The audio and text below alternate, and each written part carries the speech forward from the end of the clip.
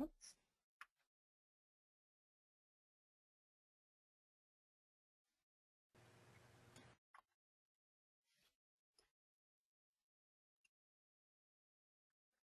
Hello, everyone. This is Jillian Buckholz. I'm the STARS Program Coordinator at AASHE, and I'll be facilitating this webinar with you today. Today's webinar is Finalizing a STARS Report in Record Time and is hosted by AASHE.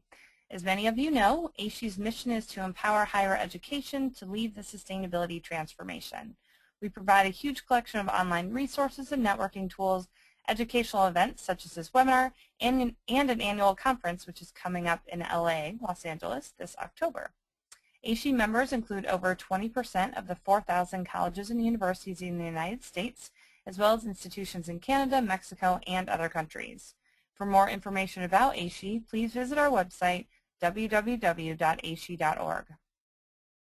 Please note that this webinar is being recorded, so if you experience technical difficulties or have to leave early, you and others can view this recording later on.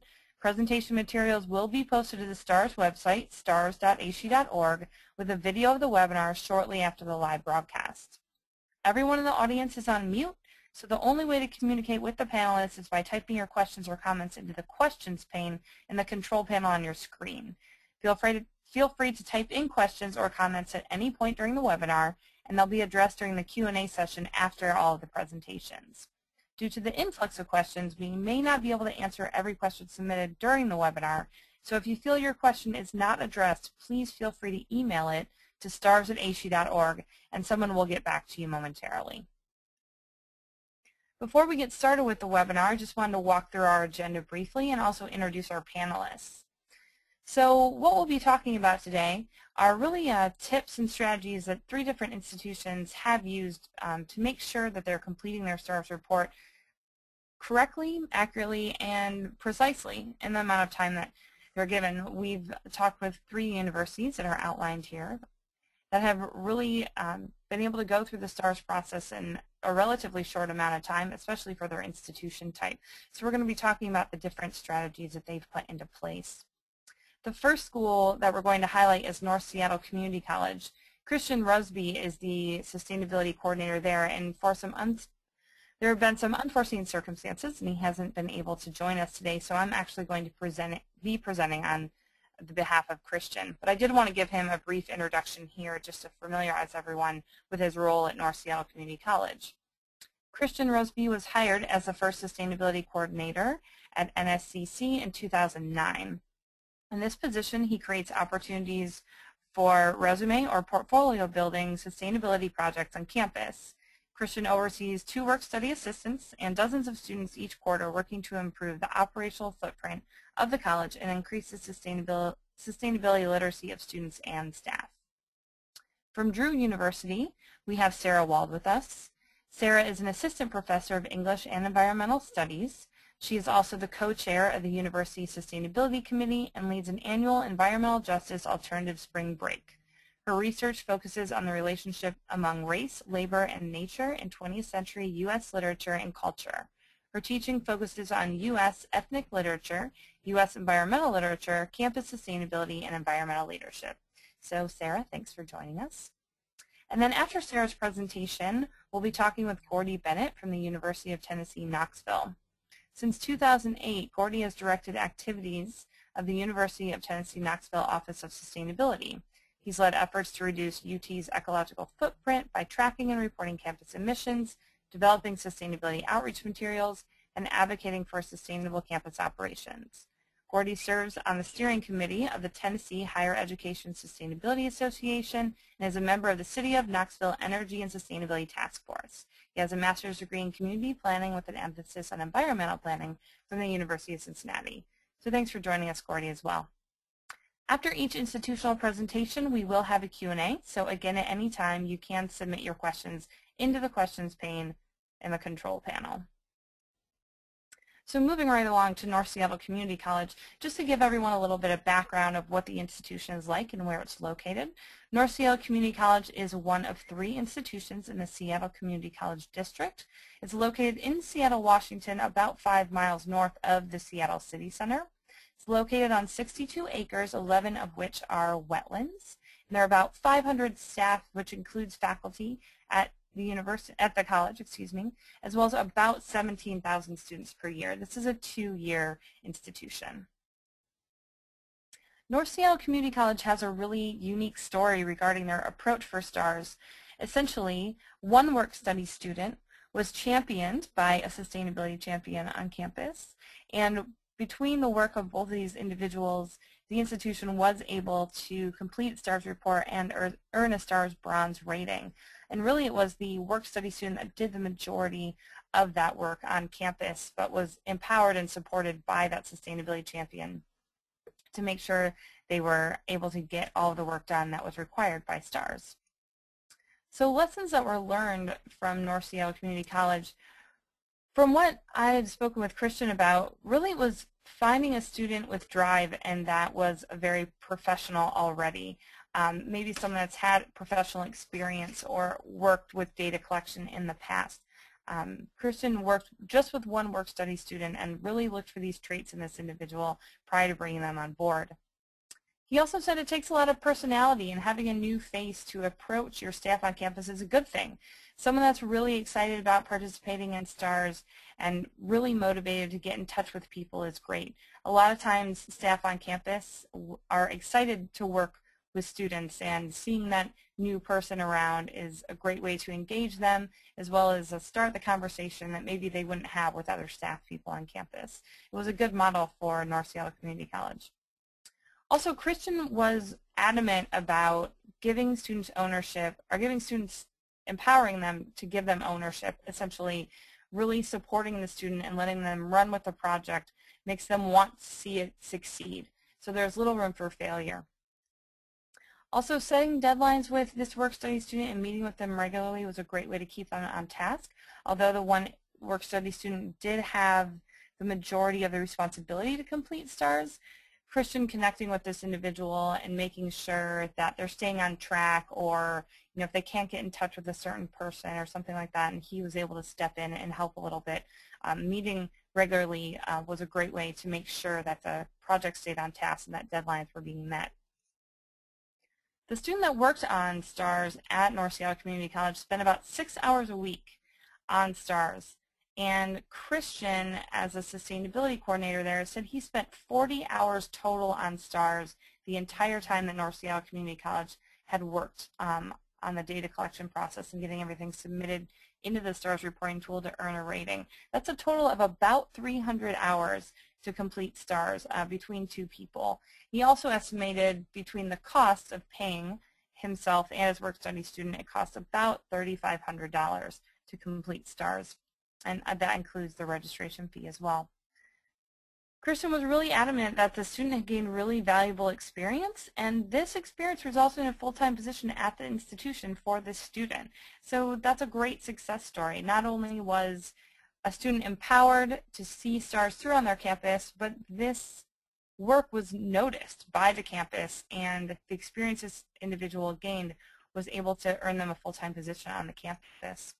And just in closing here, I wanted to share a quote by Christian. "We got a lot of support just being enrolled in STARS. Spending the money on registration creates an expectation. This is better than any other arm twisting." And I thought that was a really great point. He said just being able to say that the institution was part of STARS made people want to participate, made people want to share data and really show what they were doing in their different areas on campus so that they could earn recognition for that, for those efforts, as well as get points for the institution and do as well as they possibly could in the STARS report. So this is the story at North Seattle Community College. If you do have questions, you can contact the institution or email stars@aashe.org, and I'll make sure the appropriate person gets those at North Seattle Community College. So with that, I want to pass it over to Sarah Wald at Drew University so she can talk about the efforts at that institution.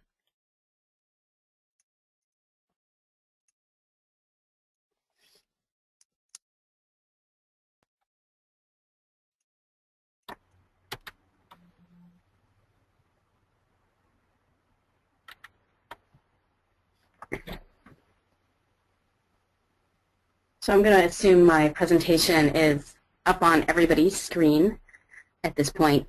I'm excited to be able to talk to you about our experience about STARS at Drew. And I'm going to start by giving a little context for Drew and what we did there, then go over some of the benefits and pitfalls of a classroom approach to time managing for STARS, a timeline of what we did and how we did it, and then what's probably going to be most interesting to all of you is what we think we'll do differently next time. To give you a little bit of information about Drew University, we're located in Madison, New Jersey, about 30 miles from New York City. We're a small liberal arts college that also has a theological seminary and a small school of graduate study on our campus. So we're about 2,100 students.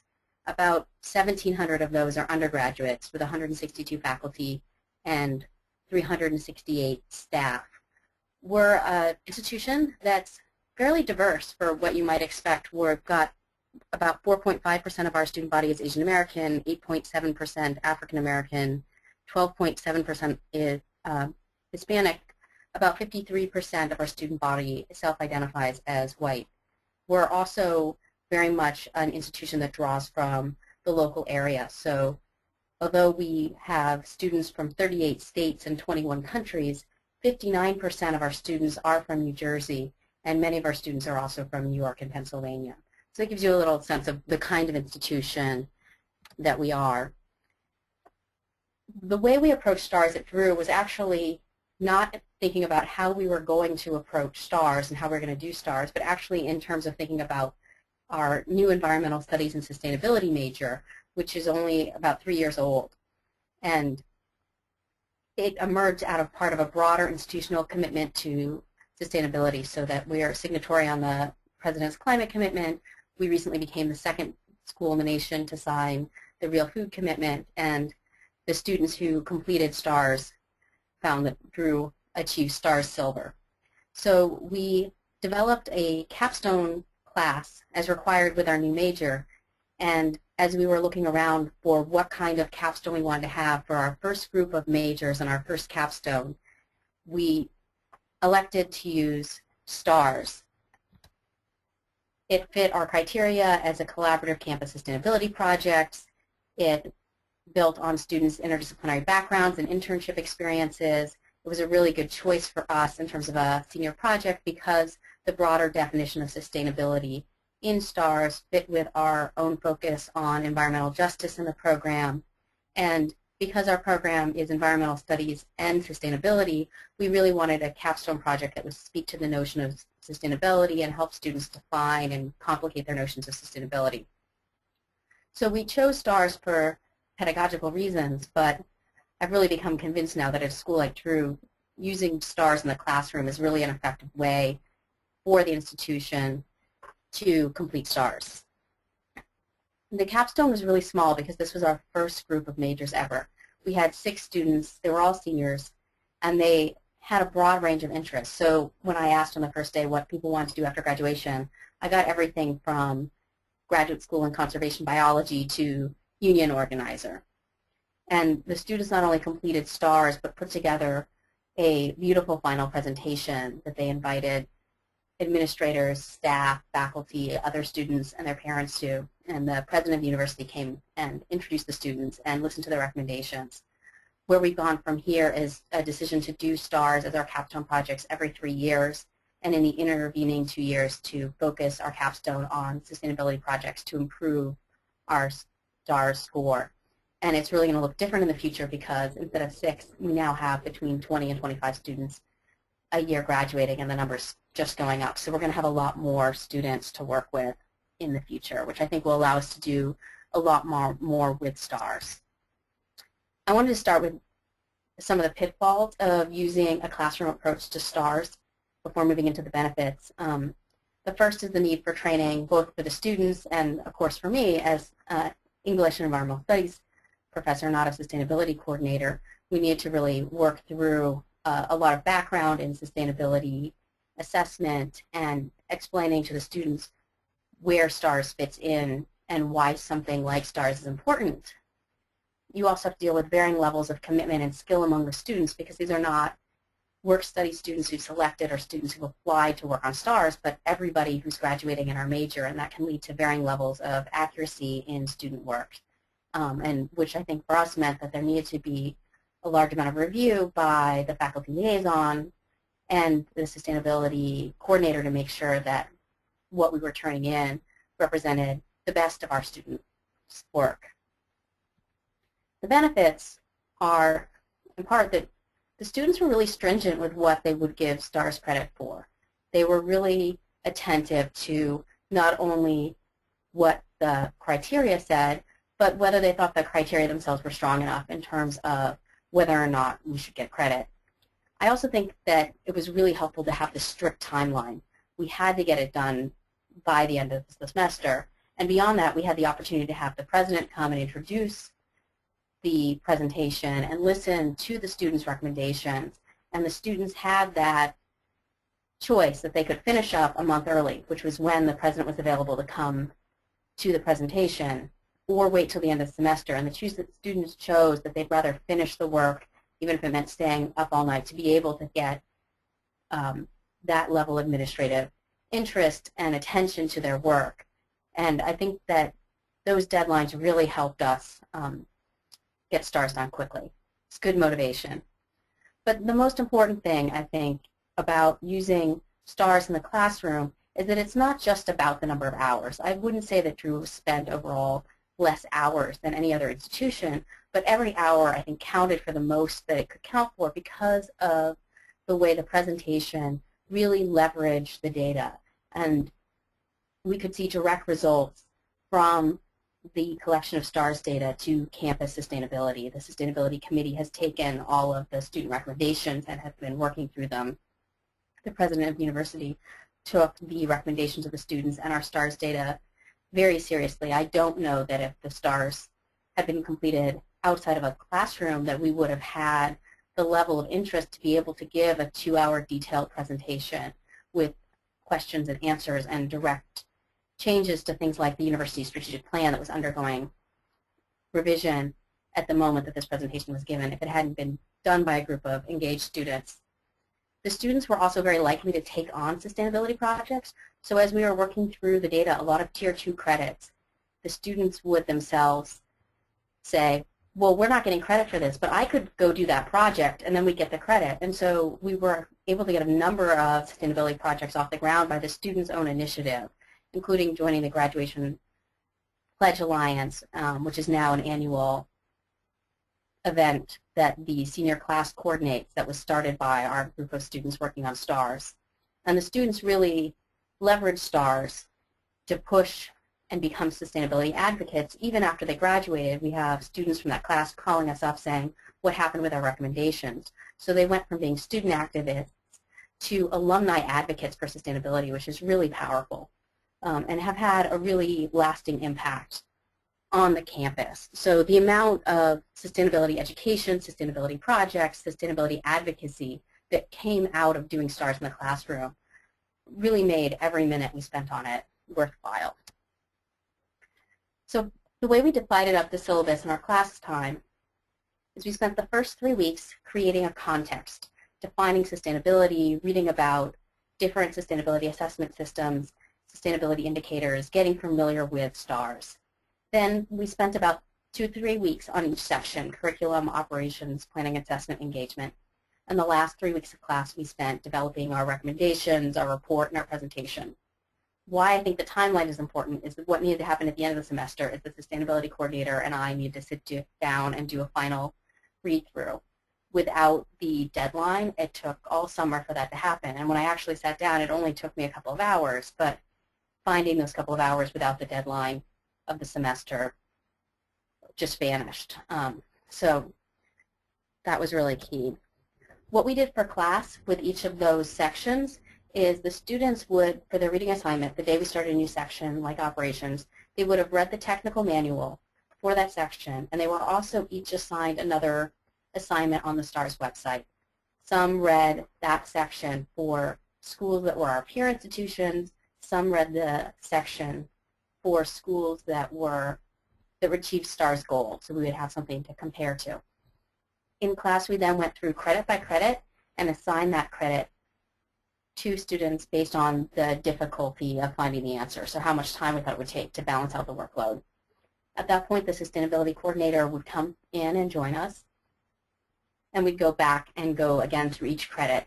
Now the students would know which one they were assigned, and we basically do a brain dump of all the information we knew about that credit, anything we thought the student needed to be aware of, and also who they needed to go talk to for that credit.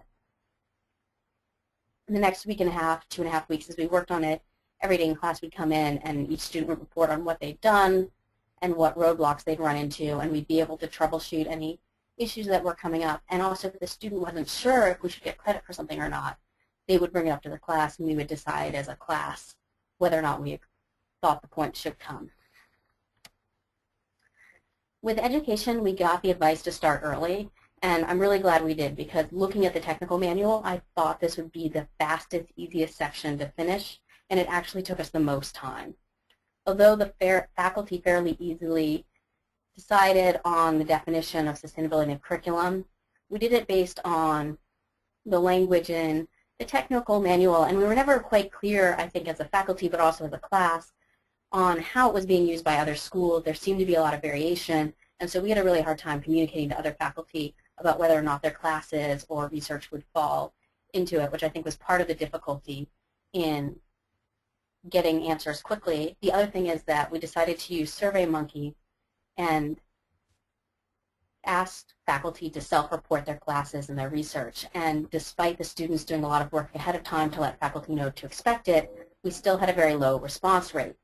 Because we're a really small school, we knew which faculty likely had classes or research, and the students spent a tremendous amount of time on their own initiative tracking those faculty down. And I would hear stories that someone would come back from lunch and my class would be sitting outside of their door waiting with the survey. So that itself was also really time consuming. And I think those two areas we're going to have to do something differently with next time. Operations and planning, assessment, engagement, we divided by sections. What I would say is really important here is we found as we were going through the sections that we needed to divide the assignments based on which staff person the students would need to talk to, so that an individual staff person wouldn't have 3 different students contacting them about 3 different sections, but one student would be responsible for those 3 sections, so that each staff was only contacted by one student, so that we were being responsible with the staff time as well.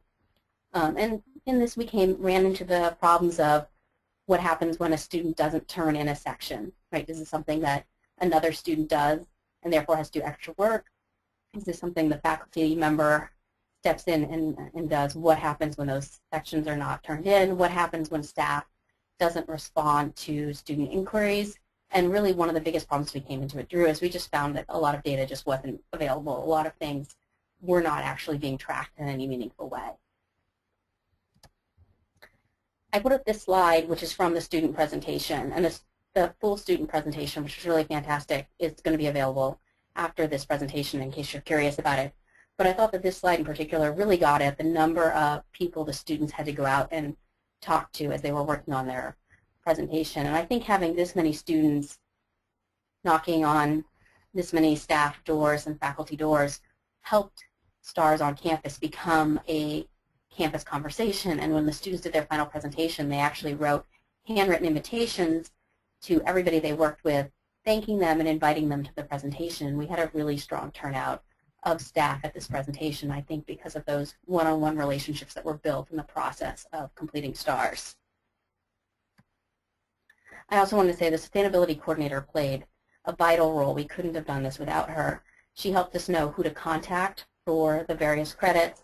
She herself was the contact who knew the answers to many of the questions we had, and she was really vital in helping me go over the data and catch errors that I might not have had the familiarity with campus sustainability to be able to catch on my own. So it wasn't that doing it in a classroom took it in any way out of her time. I think it took less time than otherwise, but she still was very involved in the process. I just think that it was able to help get other goals met at the same time. So the areas of concern or things we had changed would be in education, this definition of sustainability curriculum and figuring out how we'd collect the data. I think we do that a little differently. Food was another area that I would want us to do differently. Because of the time limit, there were areas where we just had to get the data. and use what we could find. And with food, transportation, and sustainable wages, when we have 20 students to work with instead of 6, we're going to be able to do a lot more in-depth. So we got a number from our dining services that said that 20.5% of our food met the criteria. In the senior capstone right now that I'm doing, we're actually running the real food calculator and figuring out the exact percentages of local, organic, fair trade, and I suspect the number is going to be significantly lower than that 20.5% based on the data we've gotten so far. And it really showed me the importance of having transparency in not just the numbers that we're getting from staff, but letting students work with the raw data and do some of the calculations themselves. And I would really encourage anyone who has the time to use something like the real food calculator to pull out those numbers about food. Transportation was similar. We had used a report that had been done a couple of years ago that it had fairly low response rate from the faculty and staff. And so we decided as a group that we'd assume that everybody who didn't respond to the survey drove themselves to campus. And so we probably underreported transportation. And with more students, we'd be able to do a new survey of faculty and staff transportation habits and figure out who's actually carpooling and who's actually driving or taking public transportation. And sustainable wages, we ended up not giving Drew credit for that, despite being told by human resources that we should, because we just didn't have the time, we felt, to really pull together an assessment of what a sustainable wage would be in our area and really think through a lot of the questions about whether contract labor should count, whether student labor, where do we sort of think about that in the sustainable wage question. And really, we just thought it was far too complex for the amount of time we had. And so with a larger group of students, we're really going to dig into that question far more thoroughly. STARS 2.0 is going to be a big change for next time that we can't predict. As I said a couple of times, we're going to have at least 20 to 25 students working on it. So that'll just give us a lot more flexibility and really, I think, help the students get to know particular sections very well. So instead of going, everybody does a little bit of education, everybody does a little bit of operations, everybody does a little bit of planning, assessment, engagement, what I think we're going to do next time is assign the students into teams. So we'll have the educations team, the operations team, and then within those teams, the students will be assigned to particular credits and really become experts in those credits. But we're going to work on instituting a peer review process both within those credits. So students will read each other's and evaluate each other's work within education, but also between sections, so students really get that cross-section understanding of institutional sustainability. But I'm hoping we'll also cut down on the not necessarily of having an one last look by the sustainability coordinator and myself, but on the actual number of corrections and redoing the work that we might have to do. So thank you, and I look forward at the end of this both to your questions, but also any advice you have as we move forward in thinking about when we redo our STARS in another year. Great, thanks, Sarah. I'm going to pass it over to Gordie so he can share with us the approach at University of Tennessee, Knoxville.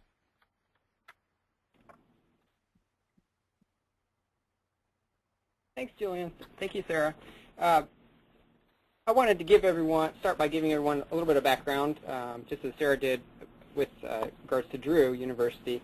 UT Knoxville, my employer, is a large public university. We are the state grant university for Tennessee. We're located in an urban setting about 1 mile from downtown Knoxville, which has between 100 and 200,000 population. The campus itself is comprised of around 25,000 students and 6,700 employees. Roughly 7,000 or so students live on campus. And our campus is quite large. We've got 15 million gross square feet of building space, and it sits on 560 acres. Our STARS submission was led primarily by my office, the Office of Sustainability, which is housed in the Facility Services Department. It was assisted by 5 students, and I'll explain more about our team in just a minute. But as this slide shows, we completed the STARS submission in approximately 190 hours, and we're proud to say that we earned a silver rating. Our project team consisted of myself, the sustainability manager, 2 part-time graduate assistants. One of these assistants, both of them were paid, I should mention. One of them was funded through our student environmental fee, and that person had been working with me throughout the year. In fact, for several years, she worked with me. Her primary function was not STARS. She just assisted with a particular section of STARS, but she was involved with that, the data collection, as well as, to a certain extent, the validation of the data after we had collected all the data.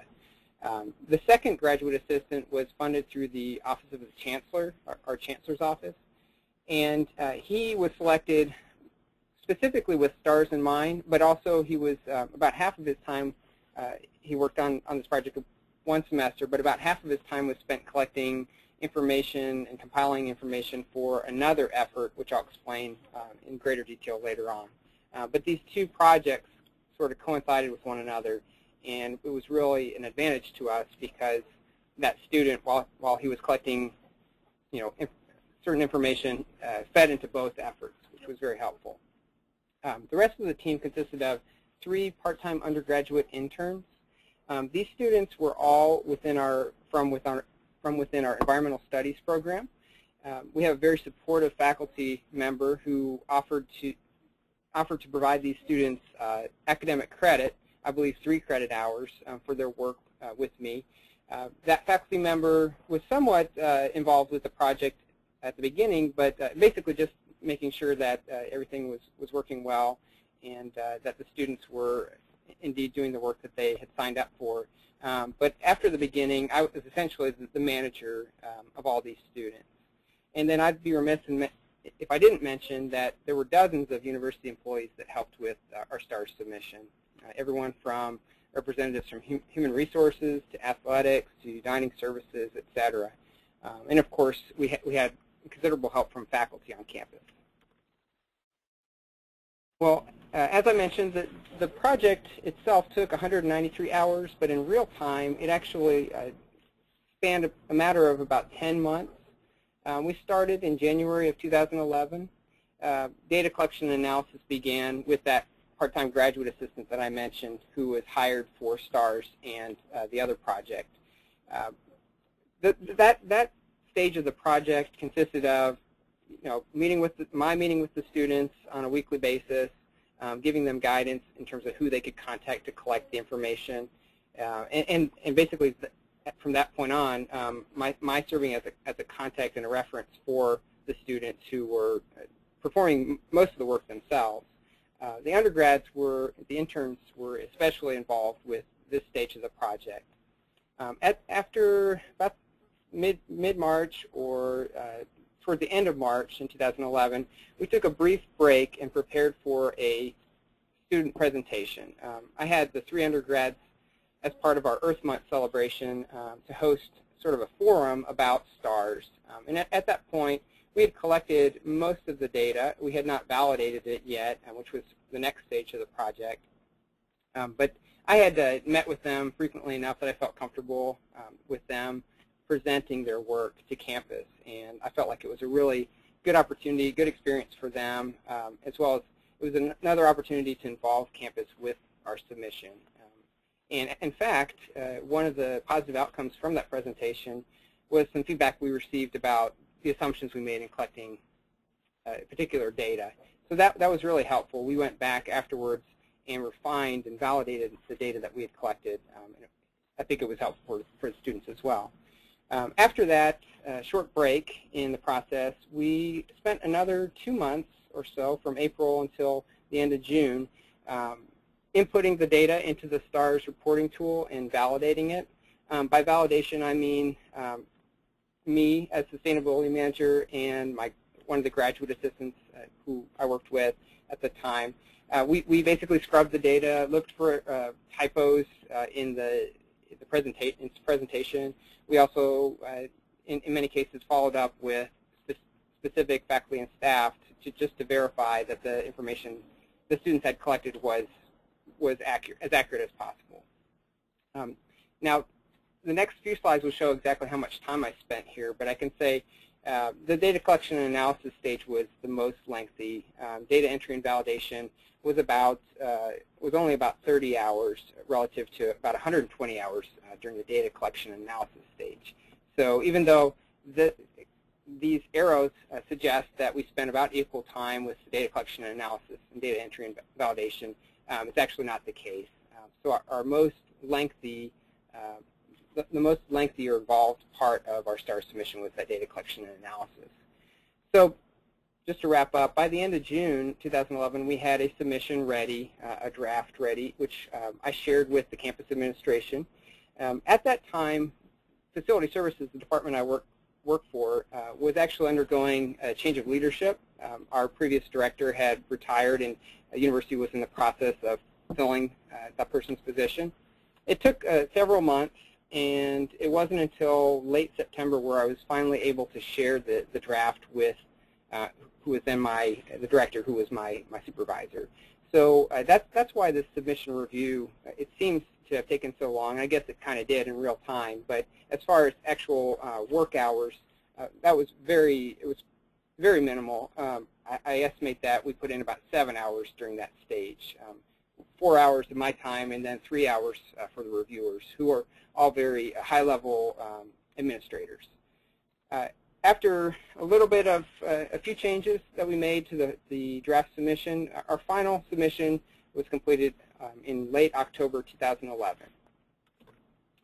So this slide shows kind of in more detail the percentage of our time, how our time was broken down, and the percentages there, as you see on the slide. Again, we took about 193 hours to complete the submission, and 60% was used to complete the data collection and analysis. As you can see, 19% was spent on the student presentation. Obviously it would be up to the college or university whether or not to host a similar presentation, but if you were to not host a presentation, you could cut off at least 30 hours. At least in our case, it took about 30 hours to put that together. As I mentioned, data entry and validation was only about 7 hours. Excuse me, the submission review was only about 7 hours, but the data entry and validation stage was about 30 hours as well. I'm sure that many listeners are interested in knowing how much UT spent for participating in STARS. The figures shown here at the bottom of the slide, we estimate, factoring in the staff time and wages, and actually I looked even at benefits paid to our team members, and myself and the 5 students, as well. When you factor that amount plus the registration fee, the total comes to about $3,300. Something to keep in mind looking at this slide is that, and actually the previous slide, is that I have not factored in the time and money, I guess wages, spent for other employees, i.e. not myself, and not project team members, to participate in STARS. So I don't have the 3 hours that our administrators spent reviewing the STARS submission, for instance. And I honestly don't have a very good sense of how much time other employees contributed to the effort, but I can say that in most cases when the students and myself followed up with coworkers and faculty and staff, that the information we were requesting was mostly readily available.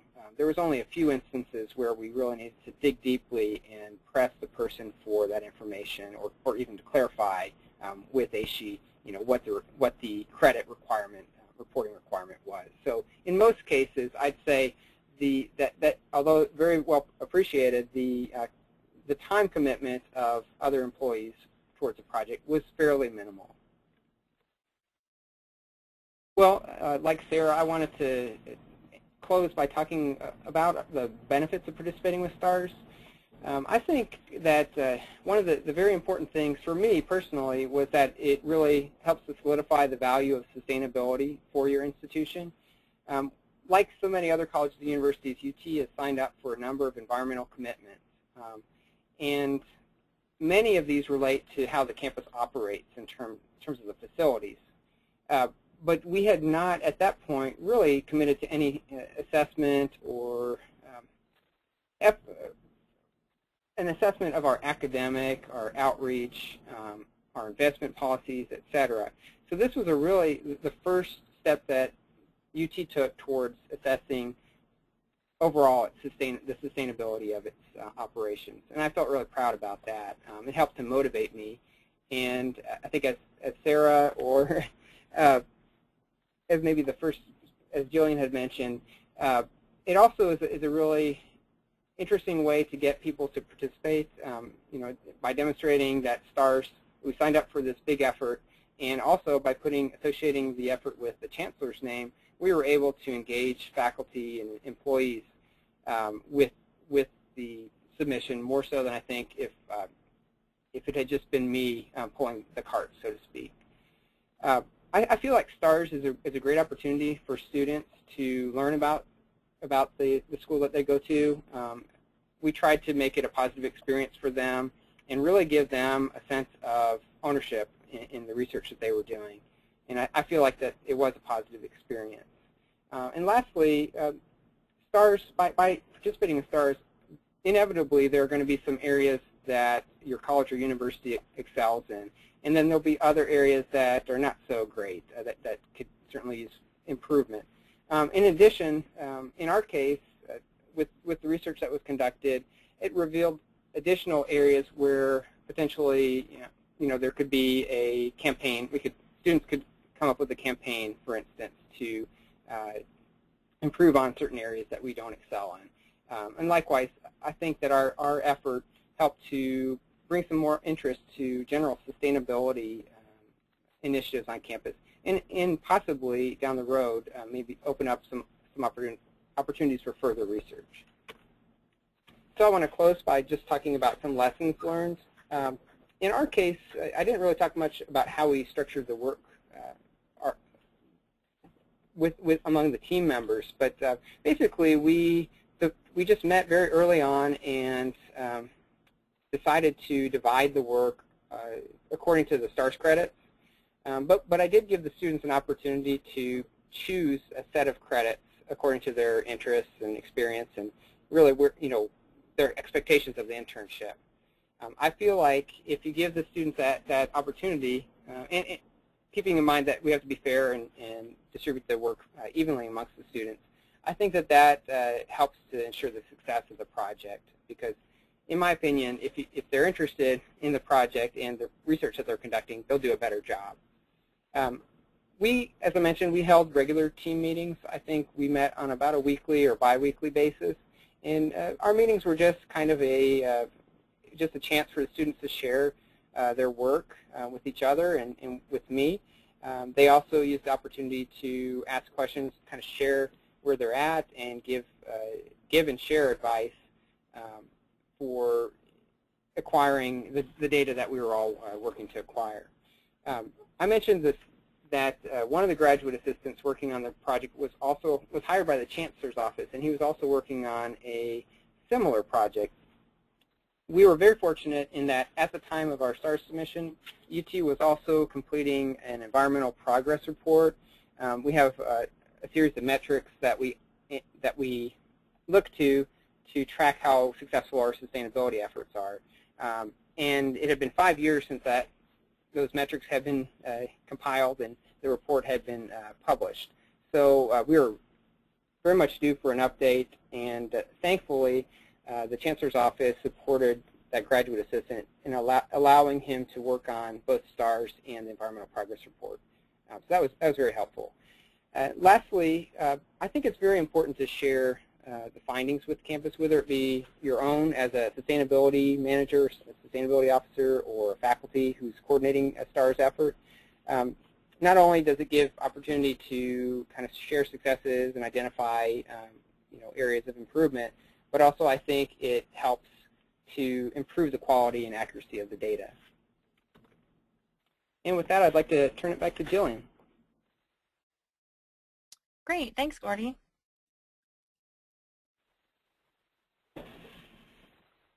So now I just want to remind everyone that you can enter your questions at any time into the questions pane in the control panel on your screen, and we can ask those to our panelists I'm going to start with the first question that was submitted. This is for both of our panelists, and Sarah, I'm going to direct it at you first, and then Gordie, if you'd like to answer after Sarah, that'd be great. It's really a comment and then a question. The comment being, students compiling stars, excellent. Stars is an extremely detailed process, and not all students are suited to this. Did you have problems with lack of continuity from year to year? Well, we've only done stars once, so it's hard to speak to continuity. But part of the decision to use our graduating senior class is so we would get students who they were all seniors in environmental studies and sustainability. So they were really able to debate some of the credits in stars in a really sophisticated way. So that was able to use it as a pedagogical experience for the students and for us as an environmental studies faculty to sort of assess what we had successfully taught our students or not. I would say that there is that difficulty with students in that we didn't have this problem, but I can certainly see the possibility of a student who just wouldn't do their work or would miss a deadline. And I think that raises a real question about who then follows up with that work and how to give the work in such a way that it works around that difficulty. But I think having a peer review process is one way that I hope in the future we're able to catch any weaknesses in the data that result from the inevitable differences in students' commitment levels and excitement about the project that's going to be reflected in accuracy. Jillian, if I can add, we encountered the same issues of continuity between year to year with our annual greenhouse gas emissions inventory. The first student that did that back in 2007 did an excellent job of keeping track of basically where the data comes from. She basically created a large binder, and it separated according to the type of data, and she has notes all throughout that about who she contacted, dates, etc. And I would recommend a similar process for completing stars. I think it really is important to keep good notes throughout the process. And one thing that you can have your students do is, as they're inputting the data into the reporting tool, is have them add their notes, who they contacted, the source of the information, the dates, and that sort of thing, in the Notes tab in the reporting tool. And I would recommend that. We have not completed a second star submission. I imagine we will, but that was one. I knew, having completed and participated in the greenhouse gas emissions inventory, it was really important to keep track of where our data comes from.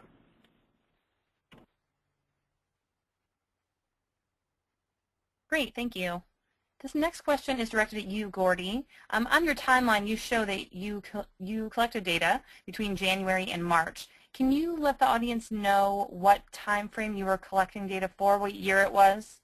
And was the data you collected for stars by academic year or by calendar year? To be honest, I'm not sure that I can answer the second part of that question because it's been a little while since I thought about it. I would say in general what we tried to do is report any sustainability initiative that was in place as of the end of 2010. And again, we started our STAR submission in January of 2011. That was the general rule of thumb that we took. And in some cases, due to time constraints and data availability, we had to go with a fiscal year, reporting by fiscal year. In some cases, we reported by calendar year. It was kind of a mix. If I could do it again, I think one thing would be to set more a strict time frame. There were a few instances where we went beyond December 2010, but that was essentially the rule of thumb that we used. Just whatever latest data was available as of the start of the STAR submission. Great, thanks. This next question is directed at Sarah. Sarah, you mentioned the pros and cons of working with a class. If you didn't have a class to complete stars at Drew University, what do you think would have been the most efficient way for your institution to complete stars, being a small private university? I still think that finding a way to use students, even if it wasn't a class, would be really important, because for us the goal of stars wasn't just to get the rating or the data, but to really use stars as a way to have a campus conversation. And as a small liberal arts college that's focused on students, the best way to have a campus conversation is through students. So I think we would have looked at, we have a sustainability committee with student representatives, and that's how we wrote our climate action plan. And I think we'd be probably using STARS through our student representatives on the sustainability committee, or trying to find an academic internship program within a class. But I really think for a small liberal arts college, using students is the best way to get it to be a campus conversation. Great, thanks. The next question here is directed at both of you, and Gordie will have you go first this time if you don't mind. The question here is basically sometimes staff are hesitant about sharing certain information with students.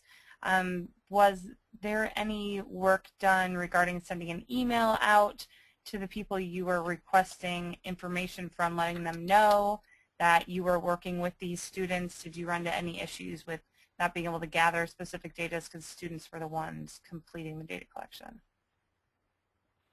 Jillian, I can't really think of any. I think in most cases we were very fortunate in that the UT campus was on board and they were willing to participate. One thing that we did do from time to time is mention that this was a chancellor-supported effort, in not to throw his name around, but it felt in some instances it felt like we needed to have that to express that top-level support in order to get a number of the response rate that we were looking for. So no, we didn't really have issues with employees responding to student inquiries. I suppose if there was an inquiry, I would just try to step in, and the students were really good about telling me if they encountered any issues like that. And I would say we had a little bit of issue at Drew in terms of that, in that we did send out an email. We talked about this as a potential issue before it happened, so we sent an email to the staff from the sustainability coordinator. And again, we found the most useful thing to do was to mention that the president was strongly supporting this and would be there to get the data as a way to get responses and to give the students, so it was clear that they were doing this for a class project. The email, I think, made the staff nervous. This was going to be a lot more time consuming than, in some cases, a very short conversation. So I think we'd be careful about how we word the email in the future. But we also talked with the students as well about respecting staff time and the best way to reach staff and how to treat staff to make sure there would be as few issues as possible. And in most of the cases, there were absolutely no issues at all, but there were a couple of times where I sent an email just saying that this is a class project and I appreciate their support, and again mentioning that we had administrative support on this, and that ended up getting the students a response. Great, thanks. This next question is also directed at both of you, so Sarah, if you would like to go first this time. The question is, I don't believe that I saw innovation credits mentioned. They were time-consuming for my institution to document. Did you submit innovation credits? And if so, how did you deal with these regarding efficiency of time? The innovation credits were something that I think fell by the wayside in part because of time and in part because of differences in student commitment levels. When we were distributing work on planning, assessment, and engagement, we assigned innovation credits to a particular students and brainstormed as a group with the sustainability coordinator about what those might be. And when it came time to submit the data, we had not gotten the appropriate documentation, so we didn't submit them. Although I still believe we should be able to get them the next time we submit STARS. So I would say that the time limit often meant that we had to make choices not to go after certain credits because we didn't have time within the semester to do them, and that innovation was definitely one of those. And just to add to what Sarah said, I would agree that it does take a little bit more time to submit for these innovation credits. Most notably, they require a verification letter from a party that's involved with that project or initiative. In our case, we did submit and receive 4 innovation credits. I helped the students to investigate those areas and nominate the projects. As a team, we drafted letters, and then basically we contacted the appropriate person that's involved with that particular credit or project, and we drafted letters and said, hey, you know, we'd really like to submit. We think you've done a great job with whatever that project may be, and we'd like to submit this to STARS for consideration of an innovation credit, and we would just make it as easy as possible for them.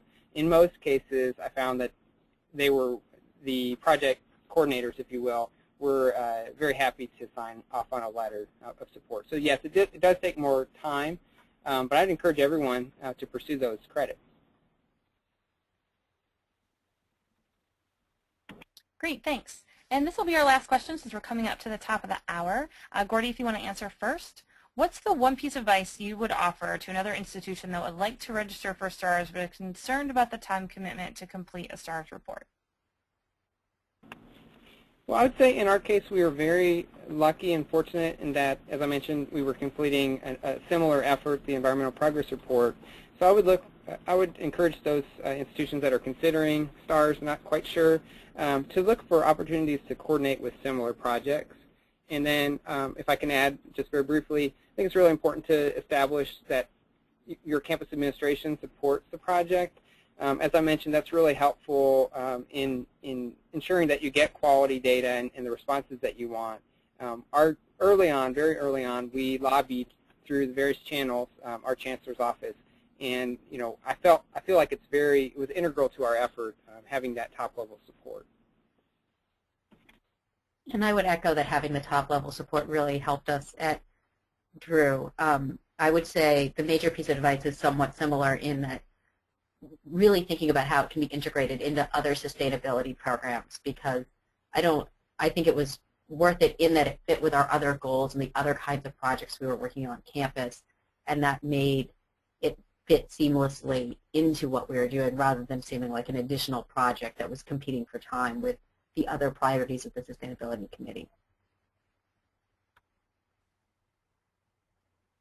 Great, thanks. And thanks to both Gordie and to Sarah for presenting with us today. Really appreciate you taking the time and sharing your institutional stories about your approach to STARS. As everyone can see up on the screen, if you do want to follow up with either one of our panelists or with the STARS team, email addresses are provided here. You can also check out each of the institution's STARS reports on our website, as well as reports from all of the 100+ institutions that have completed them so far. Also, if you want to ask a general question about campus sustainability, you can post that on the AASHE campus discussion forums. And if you want to keep up to date with the latest and greatest news about STARS, I would also encourage you to sign up for our monthly electronic newsletter, the STARS Update. And of course, if you want to talk to someone rather than email, we welcome you to call us as well. So thanks again to our panelists, and thanks to you, the audience, for joining us. We will have another STARS webinar coming up in April.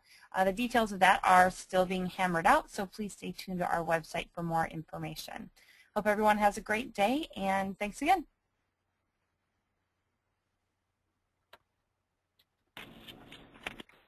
The organizer